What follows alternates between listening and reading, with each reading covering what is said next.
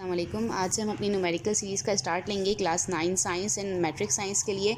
तो सबसे पहले जो है ना, आपको फॉर्मूले के साथ खेलना आना चाहिए। मतलब आपने अगर ये नहीं आया कि हमें फॉर्मूले को किस तरह से अरेंज करना है, तो ना आप कोई न्यूमेरिकल अटेम्प्ट प्रॉपर्ली कर सकेंगी, ना ही कोई डेरिवेशन को ड्राइव कर सकेंगी। तो पहले हम ये सीखते हैं कि हम किसी भी वैल्यू को फॉर्मूले में से किस तरह से ड्राइव कर सकते हैं, निकाल सकते हैं। तो यहाँ पर मैंने एक मास ऑफ अर्थ का फॉर्मूला लिया है। Mass of earth is equals to gravitational acceleration multiply radius of earth का स्क्वायर और divide by universal gravitational constant. ठीक है, तो अगर हमें इसमें फॉर्मूले में से कहता है कभी कि स्मॉल जी की वैल्यू ड्राइव करके बताओ, तो बहुत ही आसान है।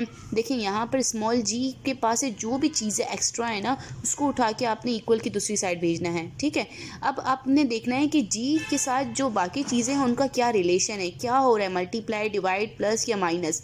ठीक है, फॉर एग्जांपल आर स्क्वायर को देखते हैं तो वो जी के साथ क्या हो रहा है, मल्टीप्लाई। यहाँ पर आके क्या हो जाएगा, डिवाइड।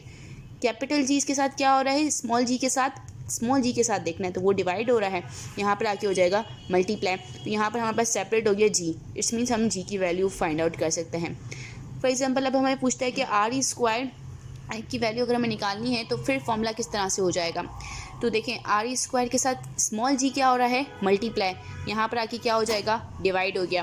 कैपिटल जी जो है वो डिवाइड हो रहा है आर स्क्वायर के साथ, तो यहाँ पर आके क्या हो जाएगा, मल्टीप्लाई हो जाएगा। ठीक है, उसी तरह से हमारे पास रेडियस ऑफ अर्थ स्क्वायर की वैल्यू ड्राइव हो गई।